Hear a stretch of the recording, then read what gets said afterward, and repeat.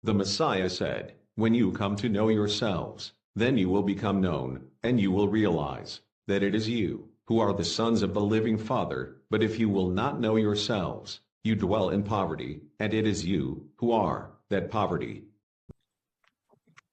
Happy Sabbath po sa lahat mga kapatid at sa aming mahal na hari at mga priest. Ang katanungan po paloob po sa ating Torah ngayon, dito po kanina sa Matthew 28, verse 17 and 18. Sabi po niya, nang siya'y kanilang makita, ay kaniyang sinamba siya, ngunit may nag-alinlangan. Pagkatapos lumapit sa kanila si Yahawashai at sinabi, ibinigay sa akin ang lahat ng otoridad sa langit at lupa. So, ang katanungan ko po, sa atin pong kapanahunan, dumating po ang mensahero na binigyan din po ng ating alahayam na magiging hari. Nagkaroon po siya ng authority na siya po ang maghawak sa kawan. So, mangyayari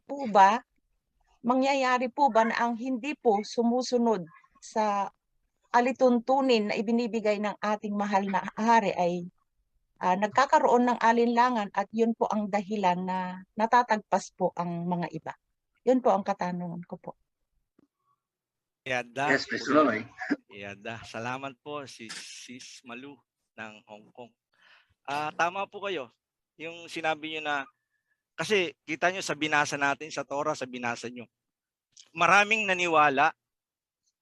Di ba? Kahit ako naniwala. Nung marinig ko po ang video, kahit kayong nasa loob na sa Covenant, yung video ng Upirian Heritage Conservatory, na hindi natin nakikita nung una ang kanyang mukha, narinig lang natin siya, pero para tayo na magnet, kaya nakapasok tayo sa Covenant, di po ba?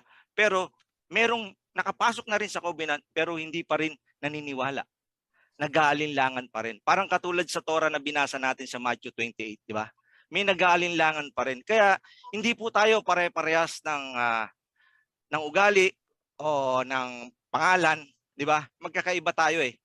Yung paniniwala nila, yung paniniwala natin, parang ano yan eh. Sila ganun ang paniniwala nila kahit nalaman na nila, nasaksihan na nila ang katotohanan.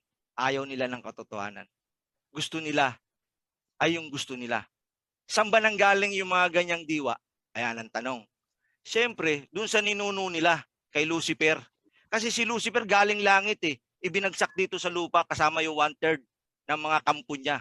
Kaya yung ugali ng mga ganong diwa ni Lucifer yun. Nalaman na nila ang katotohanan, subalit ayaw pa rin nilang tanggapin ang katotohanan na siyang magpapalaya po sa kanila. Ganun po yun. Okay po, nakuha nyo po. Si Reinforce ko lang yung ni bro. Yes po, kamahalan. Yes po, kamahalan. Salamat po. Yung binasa ni sister na ang sabi niya ni Messiah Yahawashai is ang lahat ng authority ay ibinigay na sa akin ng Ama. Totoo yun. Ada. Buong mundo, lahat ng authority ay subject sa ilalim niya. Kaya nga siya ay tinawag na King of Kings. Lahat ng mga kaharian sa mundo ay sa ilalim sa kanyang kapangyarihan. Yun ang ibig sabihin nun. So, if we have United Nations today, time will come na si King Yahawashai ang uupo na presidente ng United Nations. Siya ang kukontrol niyan. Bilang hari ng mga hari. So, ibig sabihin, tayo bilang isang kaharian ay sumasailalim, nagpapailalim sa kapangyarihan ni King Yahawashai as the King of Kings. So ngayon, yung mga nagduda dyan, ang akala nila is inaagawan ko si King Yahawashai. Ako na daw ang nag-glorify. No. Hindi ko kailanman sinabi na ako ang Messiah at ni hindi ko pakiramdam ang ganun. At ni hindi ko, wala sa kalooban ko, na ako ay tawaging King of Kings dahil nag-iisa lang yan. Si King Yahweh siya yan. Isang kalapastanganan, blasphemy. Yung sa loobin mo ay ikaw ay King of Kings. No. Pero tandaan natin na may sinasabi siya na the throne of David will never be empty. I-revive niya. Dahil pag hindi na-revive yun, wala siyang babalikan. So, ibig sabihin, by the time na bumalik si King Yahawashi, meron siyang dadatnan na king sa throne of David. Kasi ang inaakala natin, si King Yahawashi ang uupo sa throne of David. Hindi po. Mas mataas na trono ang uupuan niya. Sa ilalim niya ay ang king of the throne of David. Because we are a separate kingdom. Just like the other kingdoms. Kaya basahin nyo sa Psalms. Ang nasasulat diyan, and I will give you a share among the nations. So ibig sabihin, merong same footage, king sa ibang bansa, together with these other kings of the kingdoms, will be the king of the kingdom of David. And over on top of all these kings is the King of Kings. Yun si King Yahawashi. Kaya sinabi niya na all authority under heaven was given to me. King of Kings po siya. Walang pwedeng maghangad nun. At walang sino mang dapat mag-ambisyon nun. Dahil ang sino mang aambisyon ng ganong pwesto ay walang iba kundi si Satanas. Sino mang tao na mag-ambisyon nun, kung merong mang gagawa nun, siya si Satanas. Or the spirit of Satan is nasa kanya. Siya ang instrumento, physical instrument ni Satanas. And I never did that. Kasi, kung ako ang tatanungin nyo, what will happen to the kingship? Upuan ko man yan. Here comes King Yahawashi. Aba, huhubarin ko yung korona ko at setro ko. Iyo yan, hindi yan akin. Complete surrender yan.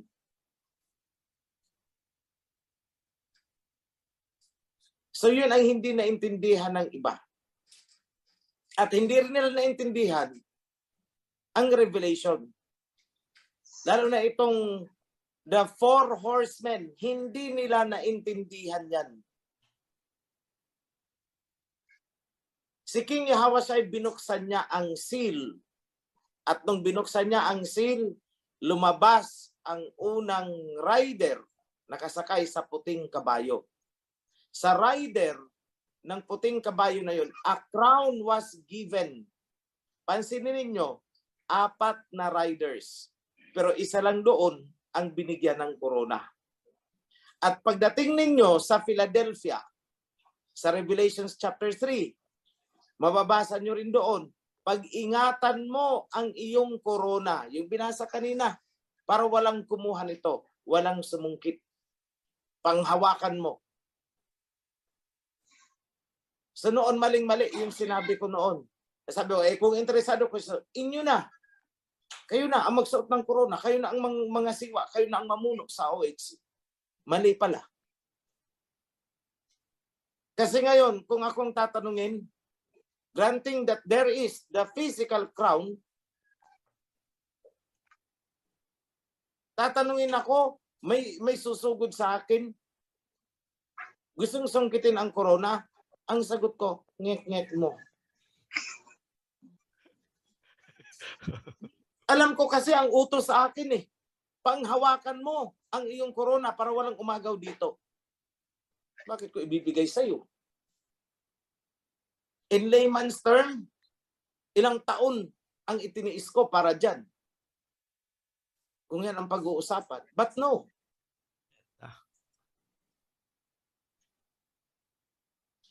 Dahil hindi ko hahayaan na iba ang magre-renda at saan dadalhin ang kawan. Hindi ko hahayaan yun. And I will say, over my dead body. Yata. Pinaghandaan ko na yan. Hindi ko ipapagamit ang kawan sa ano-anumang purpose na may mga ambisyon dyan.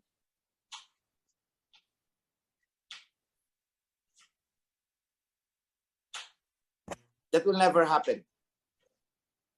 Dahil ang sabi, panghawakan mo ang iyong corona para walang umagaw dito. Sino ang tinutukoy? The first man, dahil siya, the first rider of the white horse. Dahil siya ang binigyan ng corona. At sino ang nakasakay sa kabayo? O imagine niyo ang mga mensahero, di ba sumasakay sa kabayo? Yada. Dala ang mensahe. At ano ang dinala ko sa mundo? Covenant. The covenant. Back to covenant. Yan ang aking, imagine niyo may hawak akong megaphone. Balik kayo sa covenant. Yada. That's what I did. At wala sino man sa buong mundo, ilang bilyon ang tao sa mundo.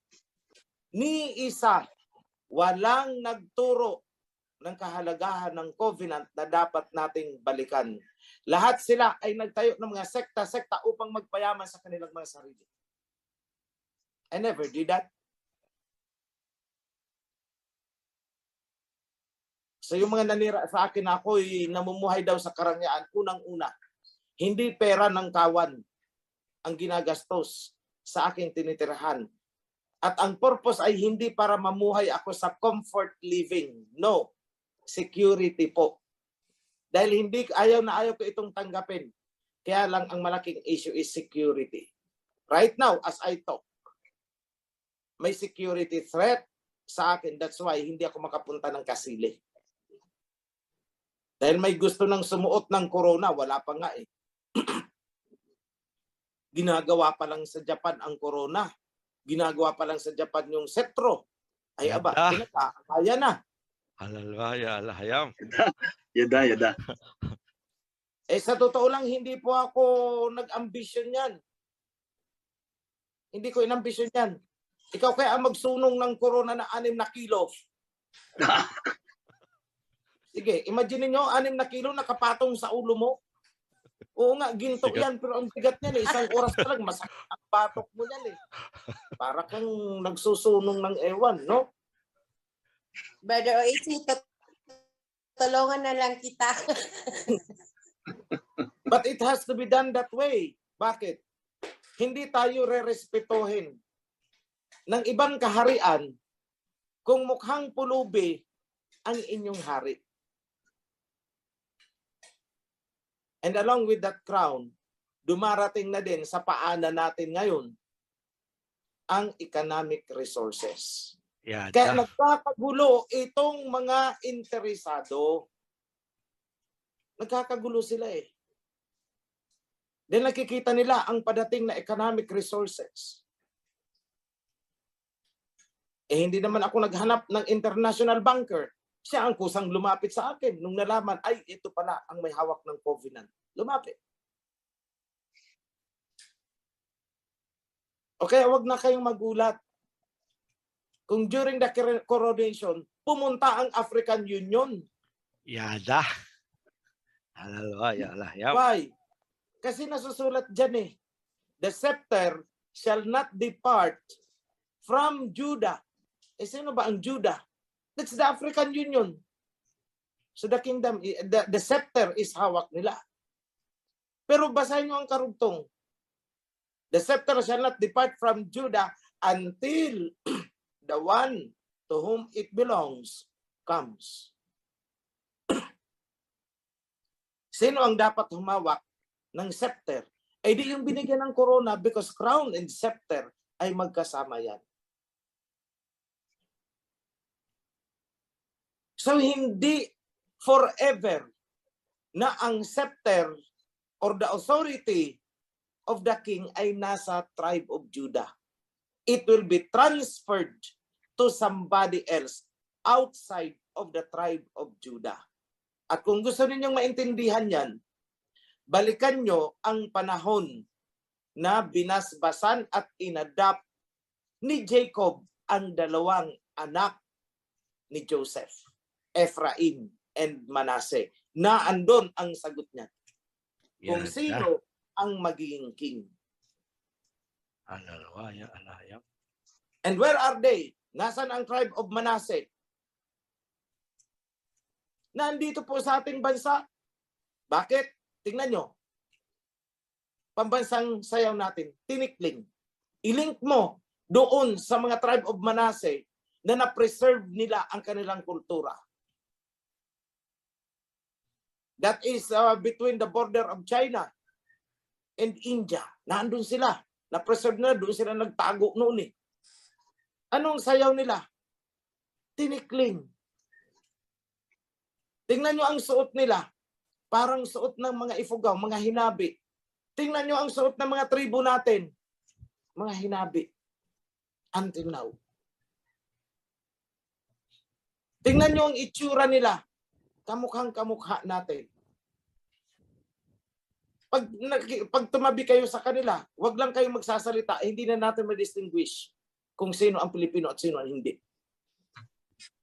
Salita lang ang nagbago sa atin. But otherwise, height, kulay, ilong, kulay ng buhok, lahat, maliban sa salita, tribe of Manasseh.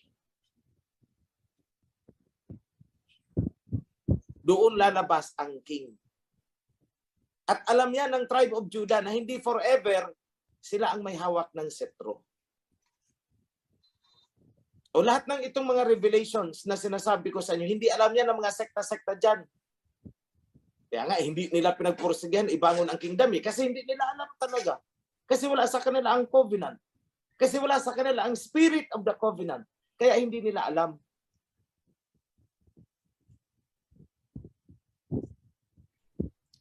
Yung nakakaalam ay yung may hawak ng key of David.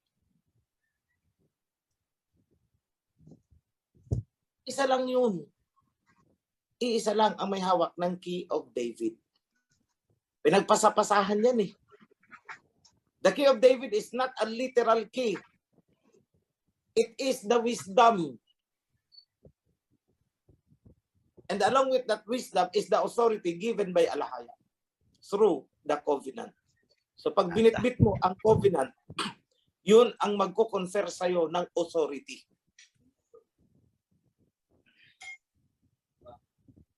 And since ako ang muling nagbuhay sa covenant, wala ni isa sa buong mundo. In fact, sinisipa nila ang covenant eh.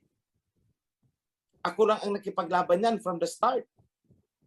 And I am very happy to see every one of you na ngayon ay ipinagtatanggol na ang covenant. The covenant that establishes the kingdom ni King Yahawashi.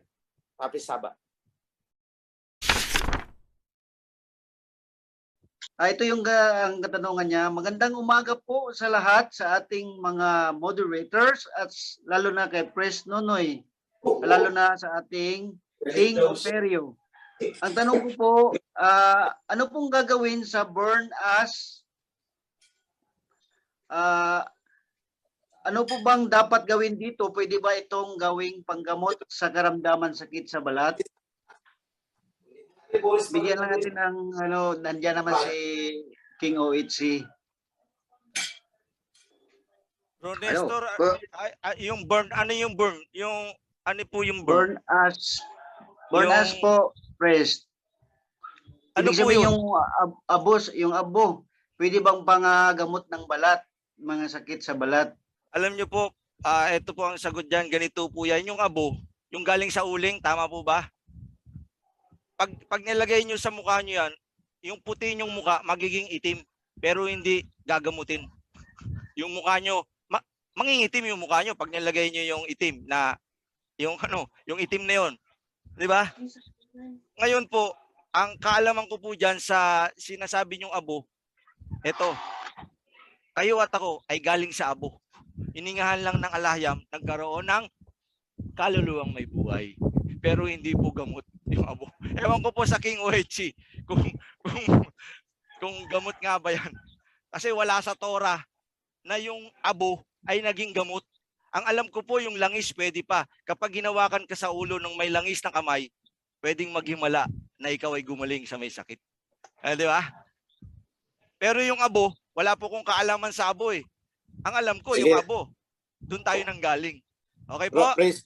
Sige, Yes po. tingnan natin.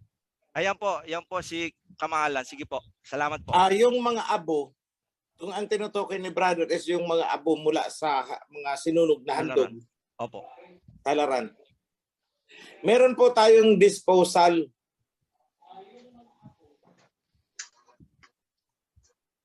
naputol ba ako? Hindi po. Narinig ko pa ako? Yes po, nadidinig po. Okay. Meron po tayong disposal site niyan. Hiwalay yan. Merong disposal para sa defiled items, may disposal para sa holy items. Depende sa sinunog. So, wala rin akong nabasa na ginamit na panggamot yun. Pero in line with modern research, yung ash, itong abo, o kasama yung charcoal, pwedeng gamitin bilang detoxifier. Kaya nga meron tayong kapag ikaw ay nalason, yung tinatawag na activated charcoal. Yung abo pwede ring gamiting disinfectant. Tsaka mo ilalagay mo, din huhugasin mo pag wala kang sabon. Pero dapat yung abo na malinis, gaya ng abo ng sinunog na palay. Yung di ba yung ipa, sinusunog sa likod ng mga mulinohan, pwede po yun. Kung wala kang magagamit na antiseptic, kung may povidone iodine ka dyan, may hydrogen peroxide ka, di yun ang gamitin mo. Huwag ka nang magpakahirap paghanap ng abo. So sa mga rural areas natin, pwede nating ituro yan. Kung wala silang mga ganung bagay at yun, may aksidente, yun ang nakita nila, pwede lang gamitin yun. So may pinapagawa actually akong research sa Ministry of Health natin, mga first aid. In the absence na wala kang kagaya ng sinabi ko last time. Halimbawa, may nasugatan, na itak, ganun. Nasa liblib na baryo. Pagpunta sa pinakamalaking tindahan doon, which is parang sari-sari store, may rabing alcohol po ba kayo? Wala po. May betadine kayo? Wala rin po. Anong hahanapin mo? Meron po ba kayong gin? Yung marka na andun yung may sungay-sungay, meron ba kayo nun? Pag sinabing meron, pwede po. Kasi alcohol po yun. Disinfectant. Kung wala, anduay, ibuhos mo. So balikan nyo, ang The Good Samaritan, anong ginamit? Diba alak, pinanghugas sa sugat? Yada. So yan lang po. Ang sagot ko doon tungkol sa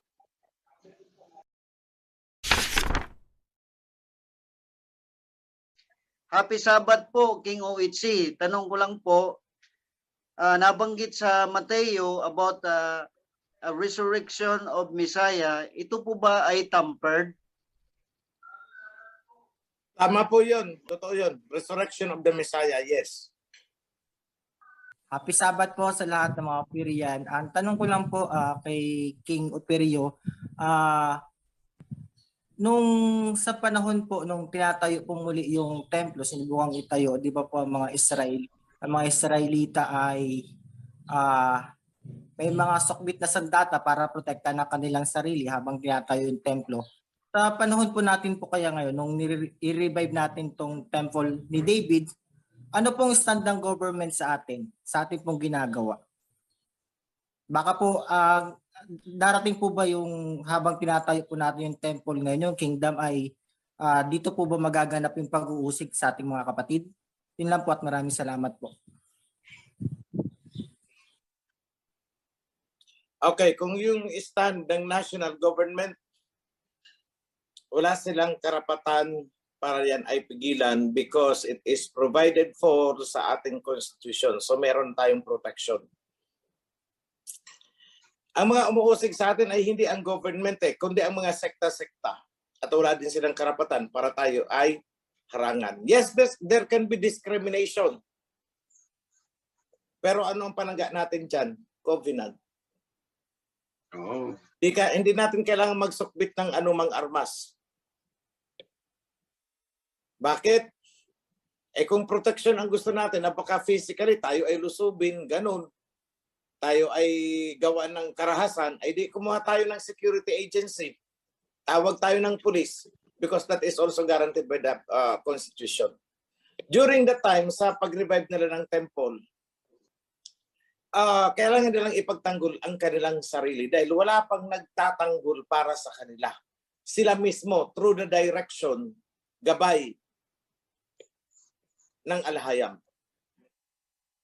So yan po ang kaibahan. So we have a better chance to revive the kingdom today because under the IPRA law, pwede kang mag-declare an autonomous government based on your culture as ancestral people. Yan po ang ini-invoke natin ngayon. So ang bakbakan is on principles as to the application of the law. But even in the United Nations, hindi tayo pwedeng harangan. Bakit? Nasa charter kasi yan ng United Nations, giving us the chance to revive our heritage. And that is the kingdom, the heavenly kingdom.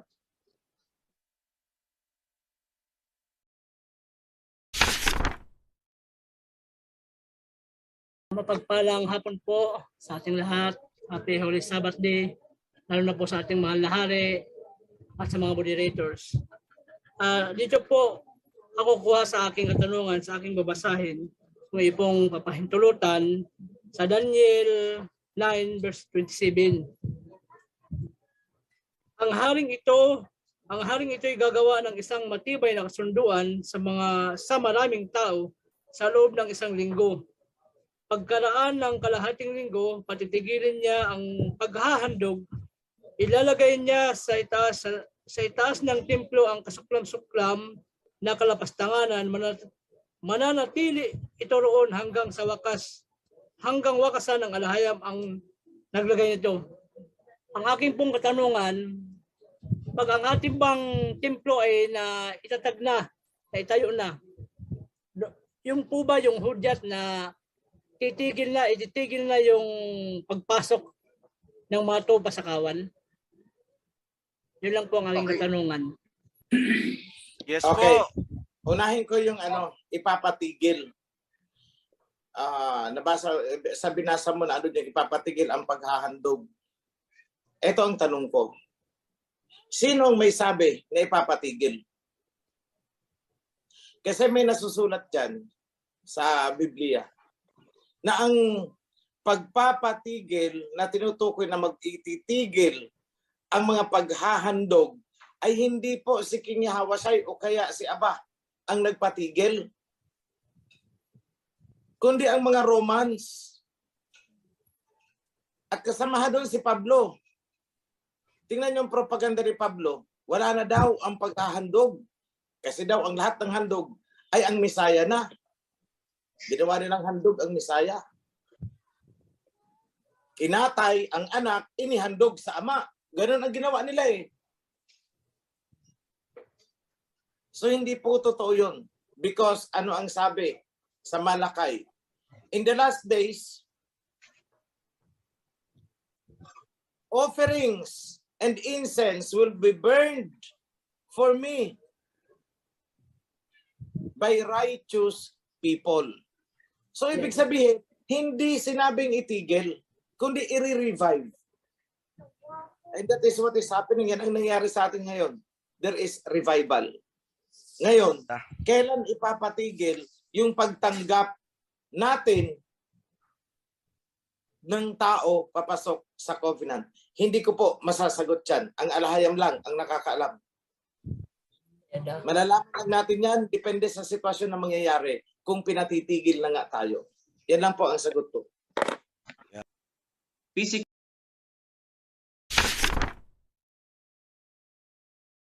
po ba babalik ang Misaya or spirit lang? Salamat po mga kapatid. Okay. At yung isa pa po kay Bro Don Soba, basahin ko na po. May tanong po ako sa mahal na hari. Sana po ay maipaabot ito. Noon pong panahon ng Old Testament hanggang sa panahon ng mga Maccabees. Yes po. Sagutin ko muna yung unang tanong para hindi matabunan. Ay, okay po. Sige po. Aming mahalari. Yung tanong is, physically ba darating ang Misaya? Opo. Yun ang Opo. tanong. Baka ibig niyang sabihin is, literally ba na darating ang Misaya? Kasi pag sinabi natin physically, ang Misaya po is nasa spirit body na. Wala na po isang physical na katawan na kagaya ng physical natin na laman. Wala. Okay. Although, kung gugustuhin ng Misaya na makihalubilo sa atin gamit ang physical na katawan na pwede nating hawakan, hindi naman imposible sa kanya yun. But right now, he is a spiritual being. No flesh, no blood.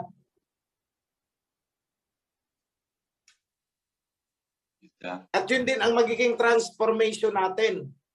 Because this body is corruptible. Talagang magdidecay ito. Wala tayong magagawa dito. Kaya ano ang sabi niya? Your body will be changed into a different substance. At anong sabi niya doon sa pagiging born again? No blood, no flesh can enter the kingdom of heaven. So anong meron tayo ngayon? Heavenly kingdom. Pero hindi pa tapos ang proseso. Sa pagbalik ni King Yahushua, upon proclamation of the kingdom, na i-accept niya na as His kingdom, we will be transformed into a no flesh, no blood. Para tayo ay umabot doon sa sinasabing, you will be alive, buhay kayo to eternity.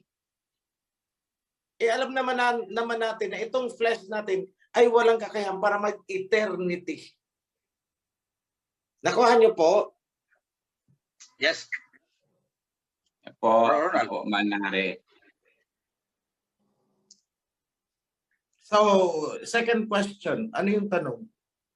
Noon pong panahon ng Old Testament hanggang sa panahon ng mga Maccabees, wala pa pong synagogue. Pero pagdating sa mga aklat na nina Matthew or sa Four Gospel, may synagogue na po. Tanong ko lang po, ano po ang purpose ng mga sinagogang ito at sino po ang nagtayo nito? Mga Israelites po ba? O yung mga nanakop sa kanilang mga Greek at Romans? Salamat po. Yun po aming Okay. Okay. Yung structure na tinawag sa New Testament na synagogue ay existing na kahit noon pa. Ang tawag dyan ay tent of meeting sa Old Testament. Sa New Testament, tinawag na synagogue.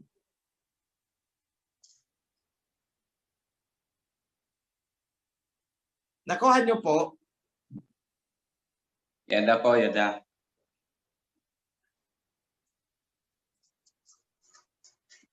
So existing na po yan, iba lang ang tawag noon. Tent of meeting ang tawag noon. Sa New Testament, nung i-concrete na nila yan, naging concrete na, concrete materials, hindi na yung parang tolda-tolda, ang tawag na ay synagogue. Doon nagtitipon-tipon. Kahit baga si Messiah Hawashai ay pumasok sa synagogue. Kaya lang, ang synagogue ay ginamit din ng mga synagogue of Satan na tinatawag. Sila na ang umukupa doon. Yan ang pangyayari sa history. Yung synagogue na dapat sana ay mga Hebrew Israelites, ang gumamit na ay mga Japhetites. Kaya tinawag na synagogue of Satan. Pero yung building noon na pinasukan nila ay yung pa rin naman. So when we think of the synagogue, maganda siguro wag yung isipin na yung literal na physical na building, but rather yung occupants. Yun ang tinutukoy dyan. Kasi kahit ngayon, may synagogue of Satan dito sa atin sa Pilipinas, sa Ophir. Yung Kalupunan, ng mga kung ano-anong sekta. Anong tawag dyan? Sinagoga. So it's not the literal building. Pero nung panahon na yon, kung babalikan natin ang panahon ng nila Moses, meron silang tinatawag na tent of meeting, which is counterpart in the New Testament, tinawag na synagogue, nung naging concrete na ang building. So yan po ang sagot ko dyan. Ang tanong ko lang sa ating mahal na hari, sino ba ang sumulat ng Hebro sa Biblia? Kasi may nagtanong kanina yung sisi kanina sa Mindanao na yung paghahain ay itinigil na. Kasi baka yun ang pinagbasihan niya, yung sulat sa Hebreo. Kasi ang sabi doon sa Hebreo 5, Kapitulo 9, na may isang sabat na lang ang natitira para ipangilin. So wala, pinagliban na daw yung mga handog. Baka doon natuwa. Ang tanong ko lang sa ating mahal na hari, kung sino ba ang nagsulat ng aklat ng Hebreo. At yung pangalawang tanong ko sa ating mahal na hari, tapos na ba yung ating Biblia? Yun lang. Maraming salamat. Kung tapos na ang Biblia, hindi pa. Sinagot ko na yan kanina. Nasa Psalms kami. So I'll go to the other side. Part ng Acts ay sinulat ni Pablo at ng mga kasamahan niya. At part ng Hebrew ay sinulat ni Pablo at ng mga kasamahan niya. Kaya sa ilalabas nating Bible, tad-tad ng annotations yung part ng isinulat ni Pablo. Mapapansin niyo yan kasi may wara-wara ng kasi kung papansin niyo, straightforward ang pagkakasulat ng totoong bahagi. Pero pagdating doon sa part na, teka muna, parang lasing na pinaiikot-ikot ako, si Pablo na yan. So historically, ang nagpatigil po ng paghahandog ay ang kampon ni Pablo, hindi po ang mga Hebrew. Yan lang po ang masasabi ko, historically. Nung sinakop nila ang Jerusalem, that is the time na tumigil na. Kasi nga, nawala na ang mga Levites. Ang umuukupa na sa temple ay hindi na Israelites. Kumbaga dito sa ating bansa, kung dati ang naandyan sa mga simbahan, mga katedral, ay ang ating mga ninuno, mga Ophirian, pero nung dumating ang mga Kastila, pinalaya sila at sila na ang nagmimisa-misa doon.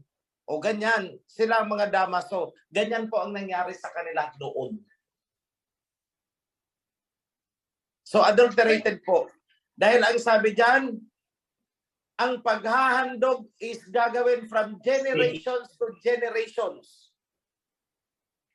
Kung pananaigin natin ang salita ni Pablo at saka itong nasa Hebreo, eh di sinungaling pala ang Ama noong sinabi niyang gawin niyo ito from generation to generation saan man kayo makarating. Repeatedly, nandiyan sa Old Testament.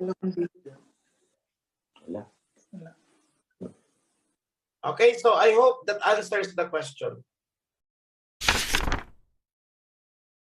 Go ahead, Tanong ko sis. po is, direkta po kay King OHC. Kasi po, sa almost 1 year na po ako dito. So ngayon po, napaka-clear na sa atin na ano po tayo, one voice, one command from Abba Yahweh through King Yahweh Shai, sa inyo po, sa mga CC, ACL, CL, at sa mga officers. May nagtatanong po kasi sa akin, sana po walang ma-open. Alam naman po ni King OHC na ako, Aklesa. Tinatanong po nila kung ano daw po ba ang papel ng kawan. Yung member po, kasi po one voice, one command tayo. So parang ang lang nandun sa bottom line is, nandun sa officers ang dulo. Ang tanong po is, ano po ba ang papapili ng kawan? Special po ba sila? Kasi sabi ko sa kanila, special kayo. Kasi pagsisilbihan namin kayo. Tama po ba yun? Hello po. Yes.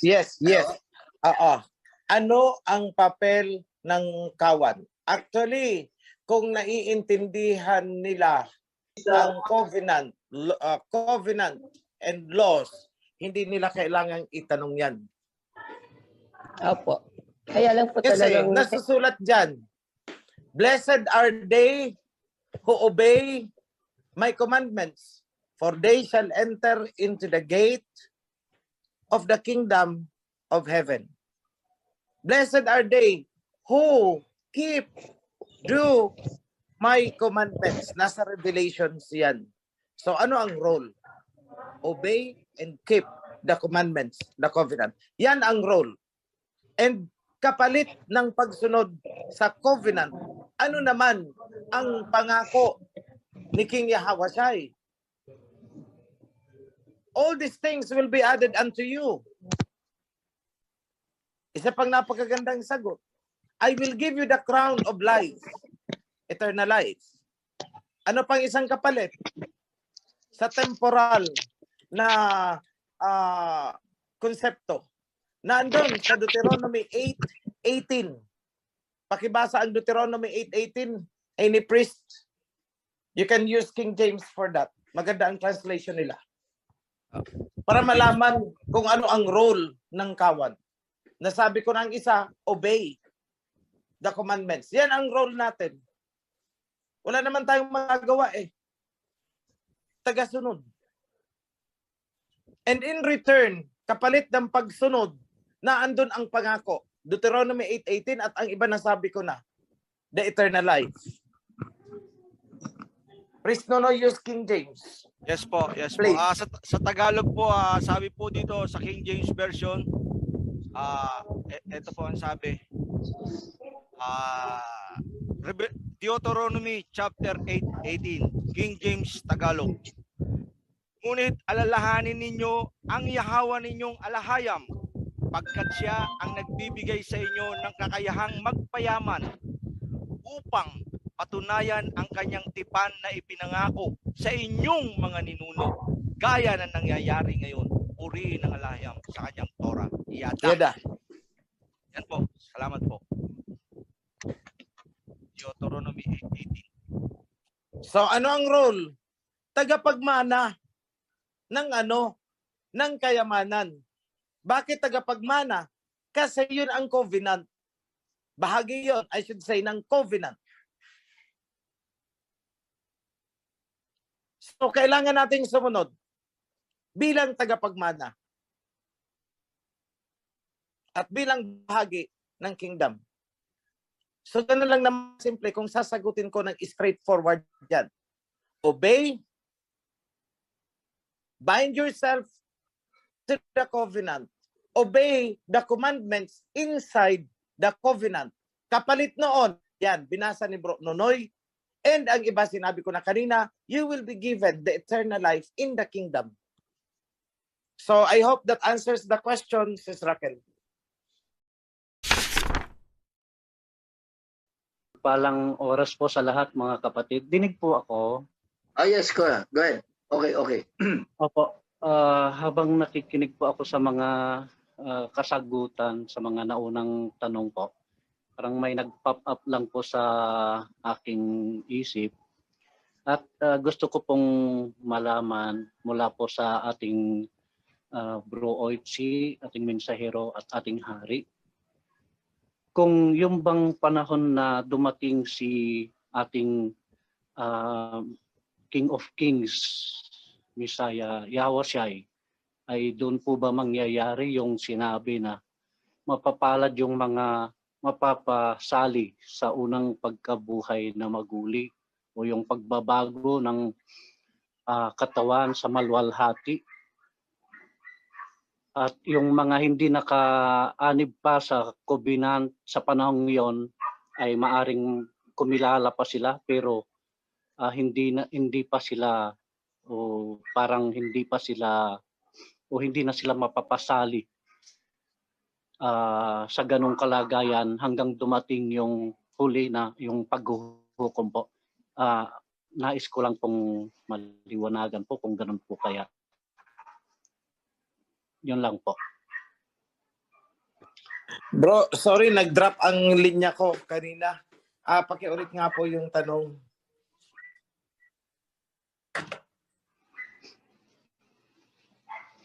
Opo, Bro Oitsi po. Ang tanong ko po ay ganito po, kasi nag-pop up lang po sa aking isip kanina habang nakikinig sa mga kasagutan na maaring kung pagdating ba ng ating Messiah, King of Kings, Yahawashi, ay yun po mangyayari, yung pagbabago ng mga yung pagkabuhay ng maguli or yung pagbabago ng mga katawan sa maluwalhati para sa mga nasa loob na ng covenant. At yaong mga nasa labas pa po ay hindi na muna sila magiging sa ganong kalagayan, bagkos ay kahit maniwala sila ay later na sila sa parang huling panahon o yung paghuhukom na po ba sila yung panahon nila. Yun po Yes. ang Tama po. Sa pagbalik ni King Yahawashi, ang magbabagong anyo lang ay ang mga pinili. Because itong 144,000 na unang bubuhayin, kung sila ay patay na, at kung sila man ay buhay, ay matatransform into an incorruptible substance. Kaya ganun ang gagawin because we will become priests and judges. Para kanino? Sino ang i-judge? Eh di itong mga mortal flesh pa. So they will actually have a chance. Pero hindi na sila mapapabilang doon sa chosen few na 144,000 na magiging rulers, priests, and judges.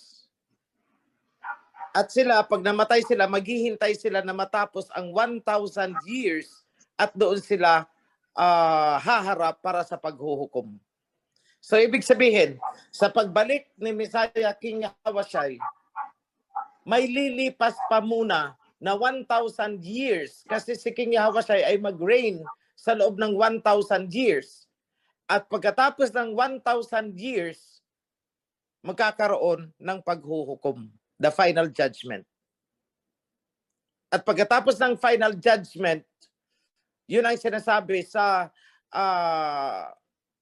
Matthew na ang sabi is, walang magbabago sa mga kautusan ni isang guhit. Maglaho man ang langit at lupa, walang mababago hanggat hindi natutupad ang mga nakasulat. Ano yung mga nakasulat? Ang huling nakasulat tungkol sa kautusan ay ang final judgment. So the law, the covenant laws are binding since the time na ibinigay ito kay Moses hanggang sa final judgment. Kaya nakakaawa itong mga tao na sumisipa sa covenant at saka sa mga laws na nakapaloob sa covenant. Kawawa talaga sila. Ang linaw-linaw na nga sa Book of Revelation. Blessed are they who obey the commandments. Ayan, commandments. For they shall enter into the gates of the kingdom. Bakit nila? Bakit kayo maniniwala dyan sa bulaang Pablo na wala ng kautusan?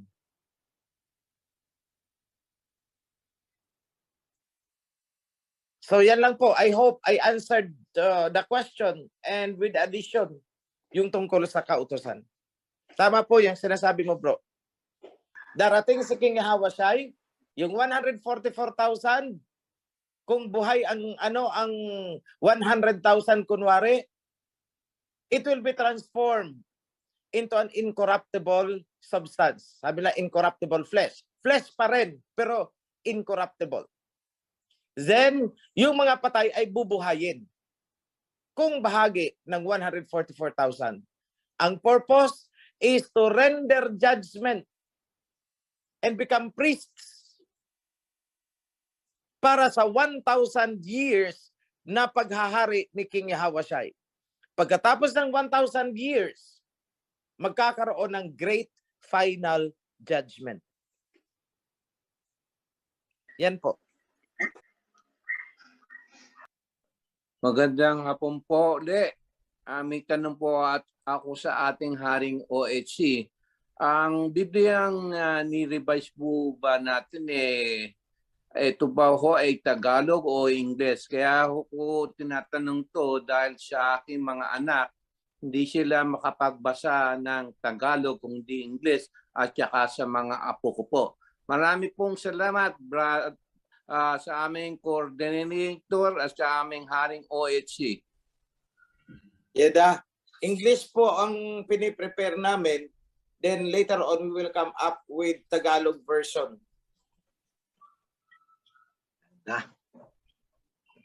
English po ito. Marami pong salamat. Welcome, bro. Opo. Tanong lang po namin, kasi marami na rin, kinulit na lang po namin yung tanong namin doon sa incorruptible flesh.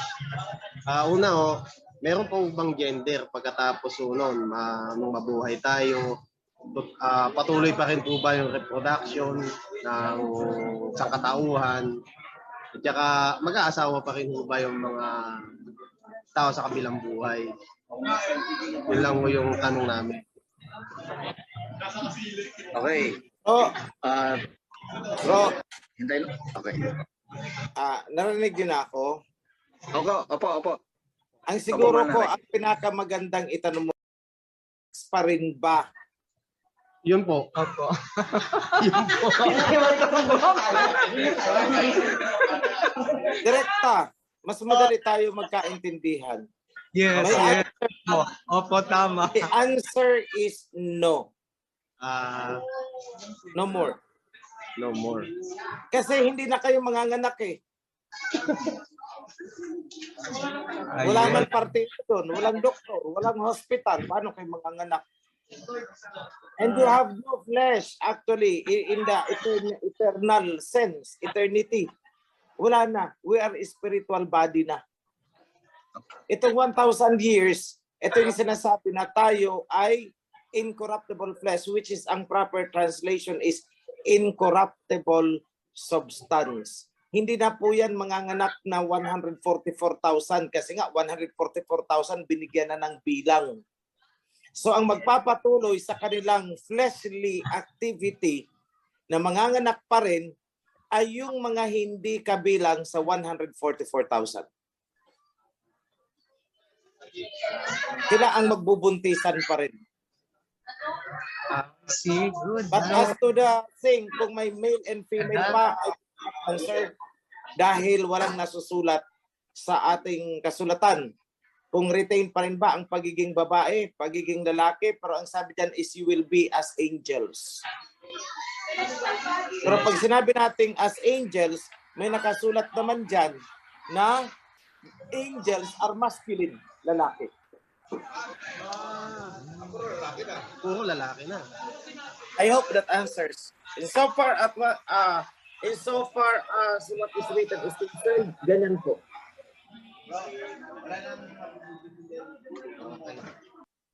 Paano po yung mga hindi po mapipili as 144,000?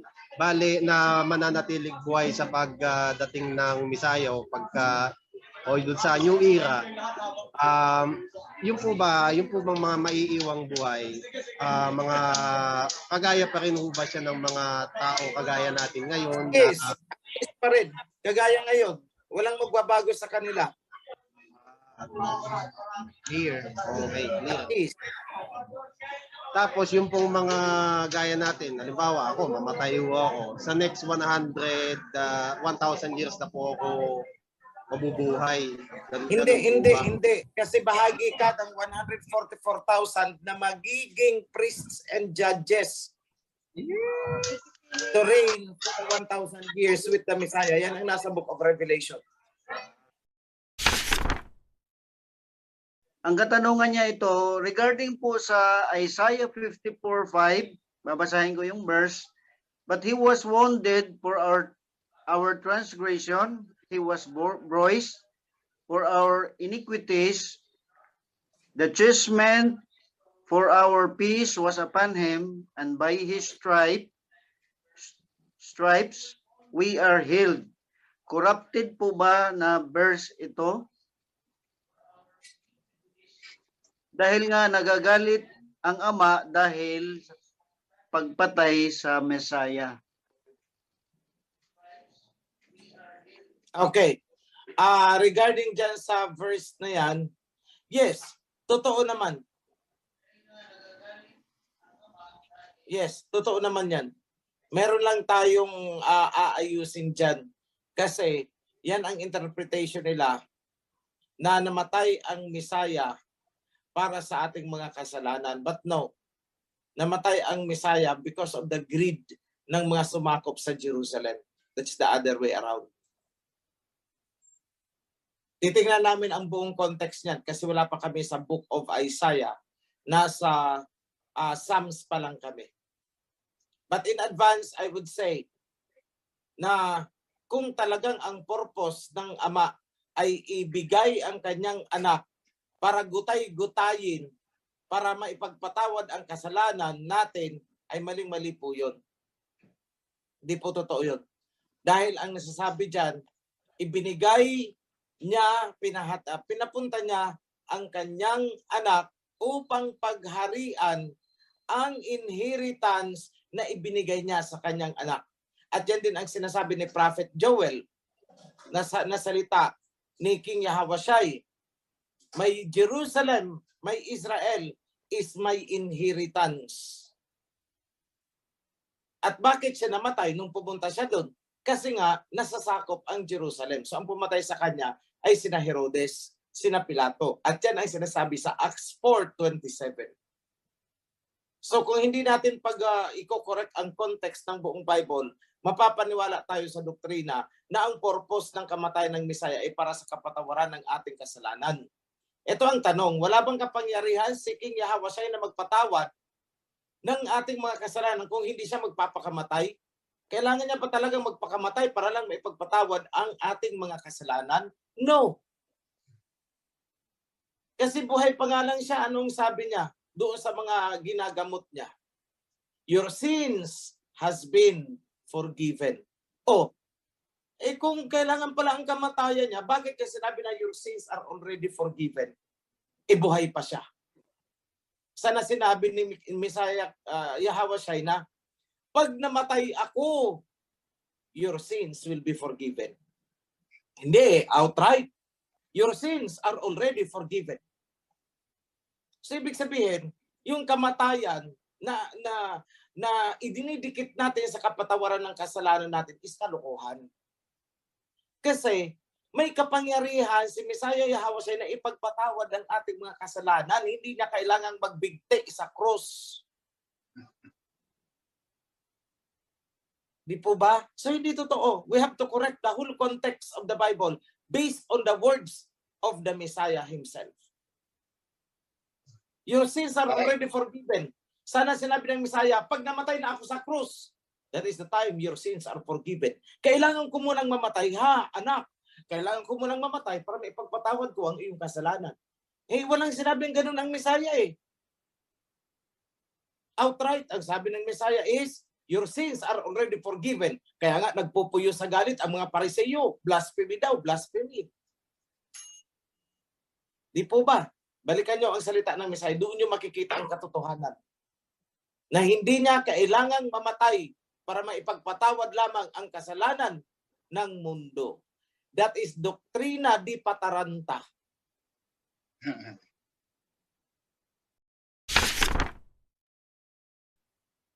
Hi, good afternoon na po. Pasensya na po. Okay. Sige po, okay po. Yeah, excited lang po ako at nandiyan ngayon si Bro HC at gusto ko lang magtanong ng content. May ano lang po kasi ako dahil para sa akin po yung di po ba mayroon na tayong gawin ng ating mga bilang isang heritage po yung yung pagsusunog po natin ng yung paggawa ng mga pinagagawa sa atin ng ating Aba from generation to generation. Ito po yung pagdating po ng new moon natin is talagang po natin yan na gawin. Parang ipinag-utos po sa atin yan na gawin na magsunog tayo it does kasi kami dito sa Hong Kong, we have no place para magkita-kita kami sa isang lugar na bahay-sambahan. Kumbaga, nandun lang kami sa isang mga liblib lang na lugar na pwedeng na andun may puno na pwede kami makapagsunog ng ano lang po kasi yung pwede namin sunugin po bilang isang ano lang po yung mga herbs lang po na itinanong po dati sa priest kung ano po yung pwede namin i-offer. Magsunog lang po kami ng mga insinso. Yung po ba ay sapat na gagawin namin na magsunog po kami ng insinso pagdating po ng new moon para bilang isang pasasalamat sa pagdating ng yung araw mismo ng new moon na yan. Yun lang pong tanong ko. Thank you, Sis Grace. Long time no hear, long time no see. Yeah. Ganito, sis. Hindi naman naghahanap ang ama ng bagay na alam niyang hindi natin kayang ibigay. So, burning of incense for the new moon commemoration natin is enough dahil sa situation ninyo dyan. Wala naman kayo makukuhaan ng tupa dyan. You have no place. You are a foreigner in that land. Technically, biblically, you are a foreigner in that land. So, maintindihan ng aba yun. Don't worry. Now, be one in spirit doon sa mga nakakapag sagawa ng pagsusunog during the new moon.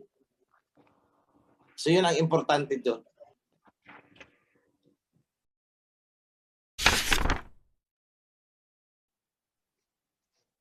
Hello Okay. po. Hello Oh. po. Magandang hapon po. Sige. Ayos, magandang hapon, Sister Eleanor. Sa ating Yes, kami. priesthood at sa ating kamahalang Haring Ofirio. Ang tanong ko lamang po, ano po yung sinasabing tubig na buhay? Literal po ba itong iinumin ng mga chosen or lahat po makakainom nito?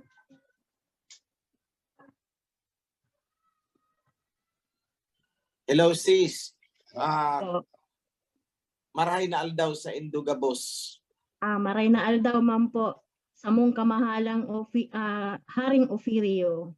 Ganito, mahabang topic actually at kasi isa yan sa kinorek namin sa sa version natin. Na ang sinasabi kasi ni King Yahawashai, ni Messiah Yahawashai is kung natatandaan niyo yung doon sa kausap niya yung Samaritan woman sa may balon, na ang sabi ng Samaritan woman, siya daw ay Samaritana. Pero ang kanyang forefathers daw ay si Jacob. So kung si Jacob ang kanyang ang forefather, din hindi siya Samaritan. Nagkataon lang na doon siya nakatira sa Samaritan, sa Samaria. So parang Samaritan siya by citizenship, but by blood, hindi siya Samaritan but rather Israelite. So ang sabi ni Messiah Yahawashai sa kanya, had you only known who you are and who I am, you could have asked from me a drink of the living water and thirst no more. So kung tatagalugin ko, ang sabi ni Messiah Yahawashai, kung kilala mo lang sana ang sarili mo at kilala mo ako, sana ay nakahingi ka sa akin ng tubig ng buhay at hindi ka na mauuhaw ulit. Kasi kaya sinabi ni Messiah Yahawashai yun kasi alam ng Messiah na itong babaeng ito ay Israelite. Pero akala niya siya ay Samaritan. Kaya sabi niya, kung kilala mo lang ang sarili mo. Tapos sinabi niya nga doon sa Samaritan na salvation comes from the Jews. Diba? Sinabi pa yon ng Messiah. Had you only known who you are. Kami alam namin kung sino ang sinasamba namin. Kayo hindi nyo alam. Kasi hindi nyo nga alam kung sino kayo. That applies to us actually. Hindi natin alam kung sino tayo. Hindi natin kilala kung sino tayo. Hindi natin alam noon na tayo pala yung mga Hebrew. So ngayon, back to the topic na tinatanong mo. The living water. Ang dalawa dyan na sinasabi ni Messiah Yahawashai, And since the Old Testament, wala pa si Messiah Hawashai sa Old Testament, ang nasusulat dyan lagi ng mga prophets ay bread of life at saka living water.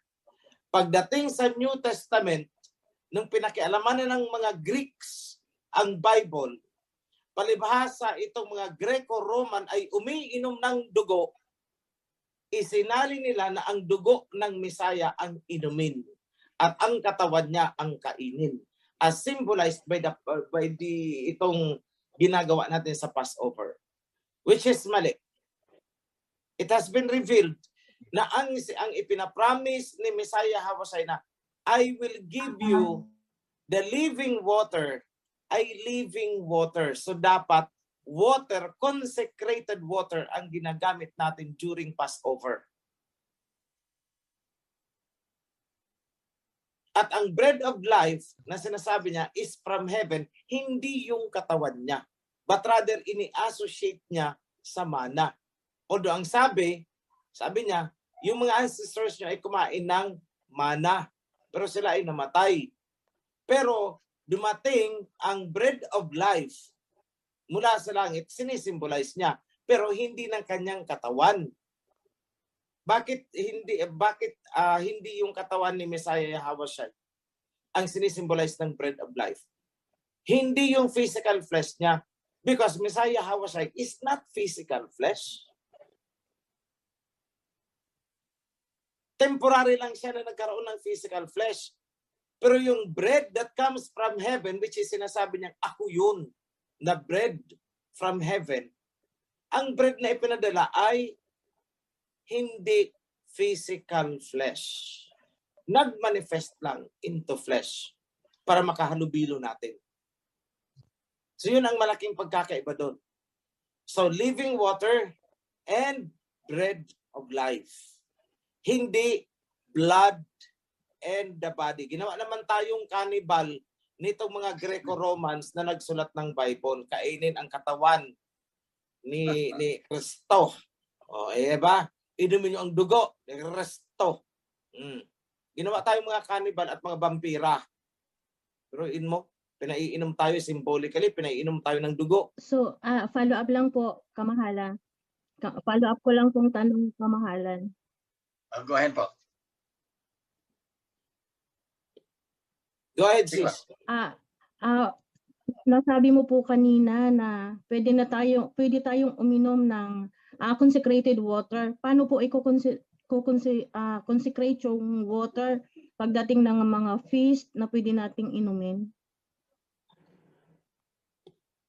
Actually, hindi, ang ibig sabihin na pwede na tayong ganun. But rather, dapat ay ganun.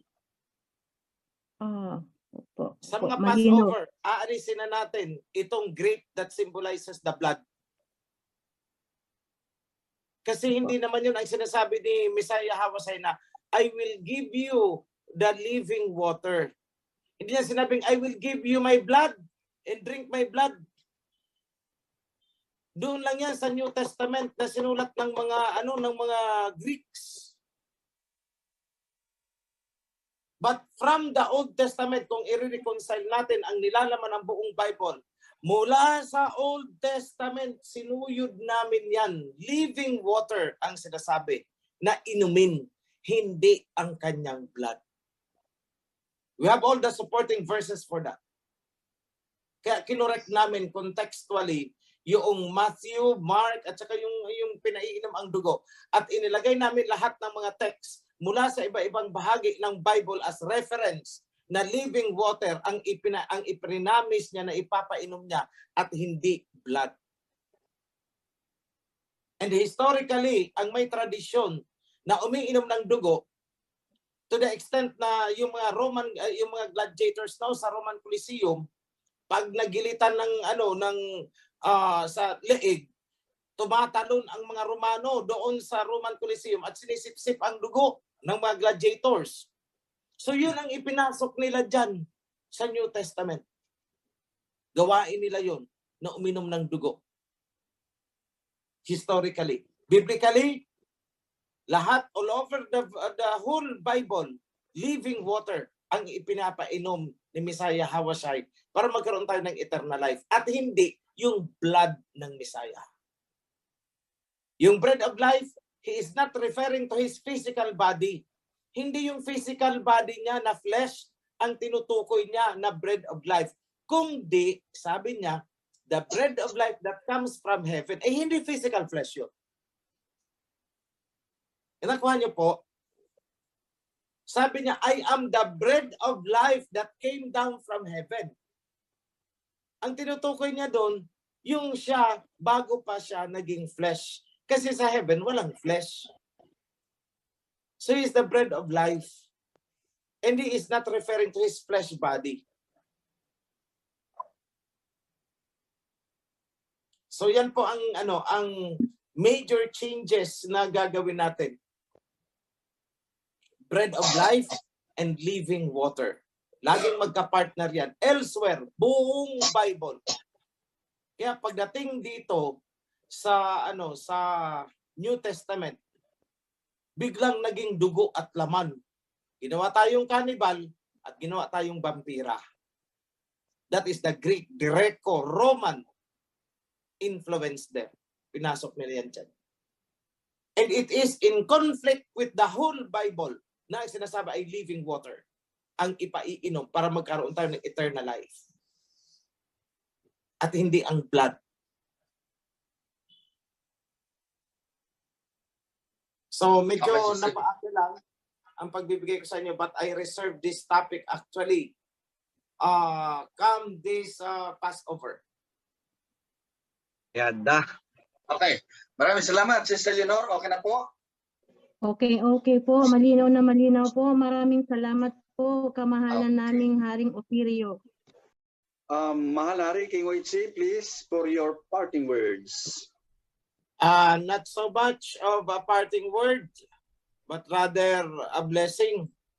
Yes, blessing. Yes. Thank you very much for that correction. Yes, blessing words. Be blessed sa inyong lahat. From the priest down to the chapter leaders, board of elders, lahat-lahat down to the kawan, to the grassroots. Be blessed in the name of King Yahawashi and Abba Yahawa.